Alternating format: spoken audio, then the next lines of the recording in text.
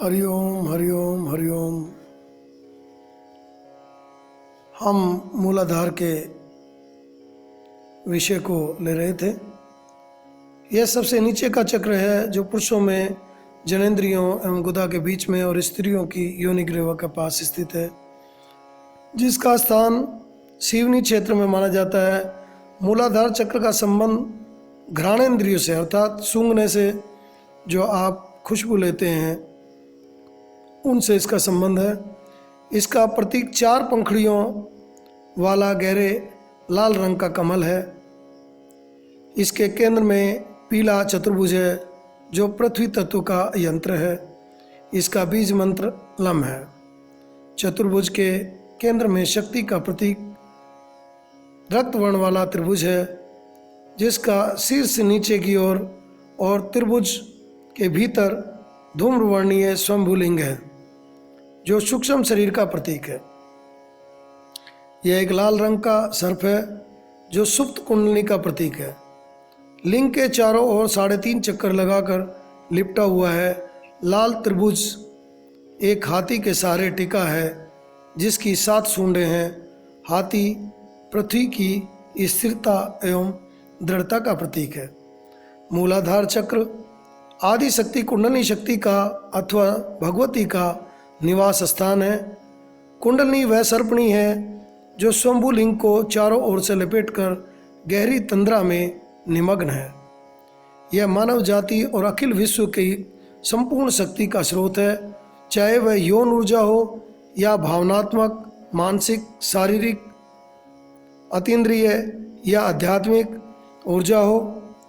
हमारे शरीर में ऊर्जा तो एक ही है, किंतु वह जिस चक्र में के माध्यम से प्रकट होती है उसी के अनुरूप गुण और विशेषताओं को ग्रहण कर लेती है।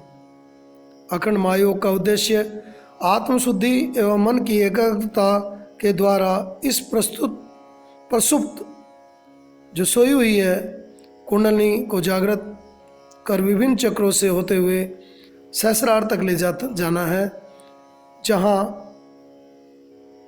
शक्ति का परम चेतना अर्थात शिव के संयोग होता है। हमारे यहाँ कहा जाता है, क्योंकि आरती में भी हम प्राय गाते हैं, मूलाधार निवासनी पर सिद्धि प्रदे। मूलाधार में तुम निवास करती हो तो नीचे माँ पार्वती अर्थात आदि शक्ति परम सत्ता को माना जाता है और सहस्रार चक्र में भगवान शिव का स्थान मानते हैं। तो स्त्री पुरुष का मिलन इसी को कह देते हैं, क्योंकि अपान और प्राण की एकता जब आपकी नाभि चक्र पर होती है अर्थात मणिपुर चक्र पर होती है तो वहाँ स्त्री पुरुष का मिलन एक तरीके से हो जाता है। वायु का प्रवाह ऊपर की ओर ऊर्ध्वगामी हो जाता है।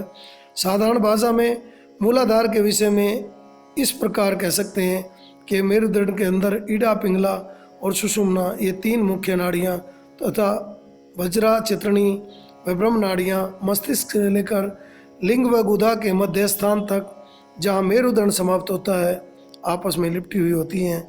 इस स्थान को तंत्र की भाषा में योनि कहा जाता है, जहाँ पर स्वयंभुलिंग और कुंडली नाड़ी इस स्वयंभुलिंग के 3.5 कुंडल मारे हुए नीचे की ओर मुख करके पड़ी रहती है। योगी लोग, योग साधना करने वाले साधक जन इसको भली भांति जानते हैं। पूरे मेरुदंड रीढ़ की हड्डी के अंदर कई स्थानों पर ग्रंथियां हैं जहां से निकलकर नाड़ियों का जाल सारे शरीर में फैला हुआ है। सबसे नीचे जहां गुदा के पास कुंडली है वहां 4 दल का एक कमल है, यानी वहां पर और नाड़ियां का विस्तार होता है। इसे मूलाधार चक्र कहते हैं। योगी जन इसको लगाकर ध्यान लगाकर प्राणायाम के द्वारा सोई हुई कुंडली को जगाने का प्रयास करते हैं। शरीर व मन की शुद्धि होने पर ब्रह्मचर्य पालन करते हुए प्राणों पर नियंत्रण होने पर गुरु कृपा से जब यह सोई हुई कुंडली जग जाती है तो उसका सुख ये अलग ही आनंद देता है। इस कुंडली शक्ति का जो मुख है वो फन जो नीचे की ओर होता है वह ऊपर की ओर उठ जाता है और ब्रह्म नाड़ी के अंदर ऊपर की यात्रा प्रारंभ कर देती है। जितने भी साधन, परिश्रम एवं तपस्या की योग क्रियाएं हैं, वे सब इस सोई हुई कुंडली को जगाने के लिए किए जाते हैं। जिस साधक की कुंडली जागृत हो जाती है, वह सबसे नीचे के मूलाधार चक्र पर ध्यान अवस्थित हो जाता है उसका, और उसमें बहुत अलौकिक शक्तियाँ आ जाती हैं। वह उत्तम वक्ता, लेखक, कवि, संगीतकार, उत्तम विद्याओं का ज्ञाता हो जाता है। उसका स्वर मधुर, बुद्धि तीव्र हो जाती है, प्रसन्न चित्त वह स्वस्थ रहता है, उसके मुखमंडल पर तेज का निवास रहता है। किंतु उसके साथ साथ काम का वेग भी बहुत बढ़ जाता है।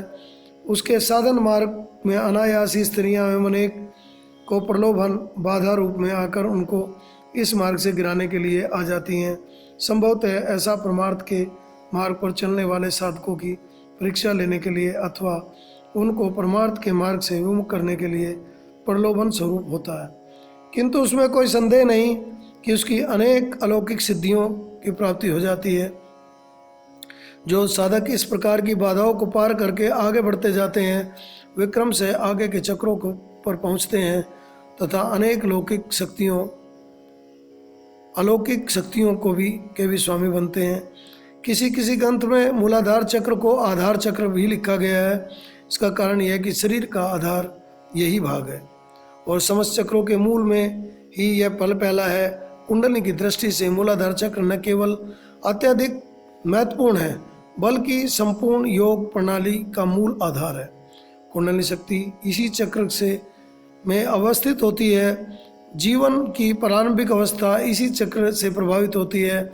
शरीर की धातुओं तथा चैतन्य शक्ति को इसी चक्र से बल मिलता है। स्वास्थ्य शक्ति, बुद्धि का विकास, स्वच्छता तथा पाचन शक्ति भी इसी चक्र से संबंध रखती है। मोह माया, कामुकता, प्रजनन, क्रोध, ईर्ष्या एवं घृणा इसी चक्र के अधीन है। सांसारिक प्रगति इसी के द्वारा संभव है।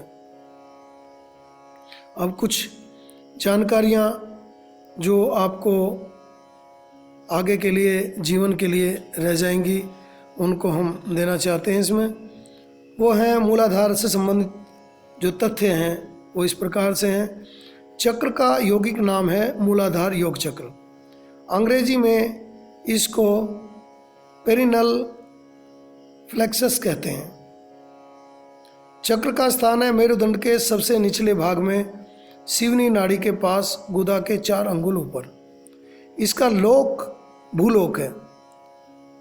कर्मेंद्रिय गुदा है, ज्ञानेंद्रिय नासिका है, दल चतुर्दल, तत् पृथ्वी। यह चक्र पंचभूतों में पृथ्वी तत्व का प्रतिनिधित्व करता है तथा पृथ्वी तत्व का मुख्य स्थान है। इसका गुण क्या है? गंध है। ये विषय इसलिए बताए जा रहे हैं ताकि आपको थोड़ी थोड़ी जानकारी सब होती रहे। तत्वरूप चतुष्कोण है, चतुर्भुज वर्गाकार है, जो सुनहरे और भूमिपीत वर्ण का है। यंत्रस्राती चतुर्कोण है, चतुर्भुज वर्गाकार है, जो सुनहरे भूमिपीत वर्ण का है। चतुष्कोण रक्त वर्ण से प्रकाशित 4 पंखुड़ियों दलों वाला। वर्ण पीत पीला है। दलों के अक्षर वम शम शम शम। बीज मंत्र लम है। वाहन ऐरावत हाथी है जिस पर इंद्र विराजमान है। देव, इसके देव जो हैं इस चक्र के, वो ब्रह्मा है। देव शक्ति डांकनी है। चक्राधिकारी गणेश हैं। बीज वर्ण स्वर्णिम है। संभवतः इसी कारण यंत्रासाती श्रावी एवं तत्रूप में पीत वर्ण के साथ स्वर्ण सी आभा रहती है। करमुद्रा, अंगूठे तथा कनिष्ठा उंगली के पोर, बंद मूलबंद, ध्यान सिद्धि, संपूर्ण शरीर एवं मानसिक स्वास्थ्य, पृथ्वी तत्व के बारे में पूर्ण ज्ञान, भार बढ़ा लेने की शक्ति, वाक्य शक्ति इत्यादि है। साधारण भाषा में मूल चक्र के निचले भाग में सुषुम्ना नाड़ी का मुख होता है, जो आपको बताया गया। अब इसमें जो विशेष जानने की बातें हैं वो ये है कि लम का भी शुद्ध रूप से बार बार अगर उच्चारण किया जाता है, लम का उच्चारण से उत्पन्न होने वाली विशेष तरंगे मूलाधार को उत्तेजित करती हुई उस उद्र मस्तिष्क की तरंगित करती हैं। परिणाम स्वरूप शक्ति का अधोगति में अवरोधन उत्पन्न होता है। शक्ति उद्र गति करती है जिससे मूलाधार के प्रभाव वस्तुतः असुरक्षा, भय इत्यादि का लोप होकर मनोबल, जागृति और सुरक्षा की प्राप्ति होती है। मूलाधार चक्र पृथ्वी तत्व का महत्वपूर्ण योग चक्र है। कुंडली शक्ति के पदार्पण से पीत वर्ण वाली दिव्य प्रकाशमयी ज्योति से वह कमल जगमगा उठेगा और वहाँ निवास करने वाले भगवान गणपति और अन्य देवी देवता अत्यंत प्रसन्न स्थिति में दृष्टिगोचर होने लगेंगे। इसी चक्र पर निरंतर ध्यान करने से यह चतुर्दल चक्र जो समस्त गंधों का स्वामी है, साधक के पास के समस्त वातावरण को सुरक्षित एवं सुगंधित कर देता है। कुछ ही समय में साधक का संपूर्ण शरीर एक अलौकिक कांति को प्राप्त कर लेगा। मूलाधार चक्र को जागृत हो जाने के बाद उस प्राण की देवी कुंडली शक्ति को संकल्प के द्वारा मूल बंध एवं दृढ़ धारणा का आश्रय लेकर स्वाधिष्ठान चक्र में प्रवेश का निश्चय लेना ही अगला सोपान होगा। इसी चक्र में बहुत सी भिन्न भिन्न प्रकार की दिव्य अनुभूतियाँ होंगी। अखंड महायोग द्वारा शक्तिपात होने के बाद गुरु कृपा से कुंडली शक्ति जागृत होकर चक्रों का भेदन करने के लिए आतुर हो जाती है। अतः आपको गुरु चरणों में अपने आप को समर्पित करना, समर्पण होते ही गुरु कृपा द्वारा शक्ति का जागरण हो जाता है तथा अखंड महायोग की दिव्यता प्राप्त होती है। क्योंकि समय बहुत कम है और पढ़ने पढ़ाने में और करने कराने में समय बहुत बीत जाता है, लेकिन इसकी भी विशेष जो आवश्यकता है कि गुरु के पास भी एक ऐसा पैमाना होता है कि जिससे वो नाप कर देख लेता है कि आखिर व्यक्ति कितना भूखा है, कितनी आवश्यकता है, कितनी तत्परता है उसे कुंडली के लिए, तभी उसे साधना के पथ पर ले जाया जाता है। इसलिए साधन करने के लिए केवल आपको पहले श्रद्धा और समर्पण, 2 पुष्पों को लेकर गुरु चरणों में जाना है। गुरु चरणों में जब आप चले जाते हैं तो वो देखते हैं और आपको इस लायक बनाकर आपको शक्तिपात का आनंद देते हैं, अर्थात अपने साधना के पथ में से अंश मात्र आपके शरीर में प्रवाहित करते हैं, बीजारोपण करते हैं, जिससे वो अंकुरित होता हुआ वट वृक्ष की भांति एक विशाल काय स्वरूप में परिवर्तित हो जाता है। और कुंडली जागरण होने के बाद आपको उस दिव्यता का अनुभव होता है जिसके लिए आप जन्म जन्म से भटक रहे थे।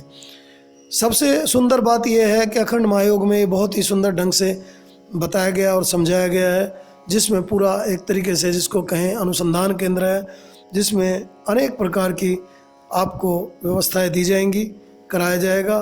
तो उसके लिए तत्पर रहना चाहिए हमें, क्योंकि इसके गूढ़ रहस्य को हर व्यक्ति को नहीं बताया जा सकता। इसलिए केवल उन्हीं लोगों को जो साधना के पथ पर आगे बढ़ना चाहते हैं या साधना के पथ पर हैं, उन्हीं के लिए ये मार्ग दिया जाता है। तो ये बहुत ही दिव्य मार्ग है। इस दिव्य मार्ग की ओर भी आप तभी आ पाएंगे जब भगवान की कृपा आप पर हो गई होगी। इसलिए प्रयास करें, प्रार्थना करें उस परमेश्वर से, उस परमात्मा से कि हमें इस दिव्य ज्ञान को दें और हमारी ये ज्ञान चक्षु खुले। और इसकी सबसे बड़ी दिव्यता है कि जिस चक्र में जहाँ छूटता है अगले जन्म में उसी चक्र से उसका पुनः फिर जागृति होती है। इसलिए इसका कुछ बिगड़ता नहीं है, इसीलिए इसका नाम अखंड है, क्योंकि खंडित नहीं होता और अखंड ही रहता है। इसलिए इस दिव्यता को लें और मैं मंगलमयी कामना करता हूँ आपको जल्दी ही ये मार्ग सुलभ हो, ऐसी कामना करता हूँ एवं आपके मंगल की कामना करते हुए ओम सर्वे भवन्तु सुखिनः, सर्वे सन्तु निरामया, सर्वे भद्राणि पश्यन्तु, मा कस्य दुःख भाग् भवेत्। ओम शांति शांति शांति।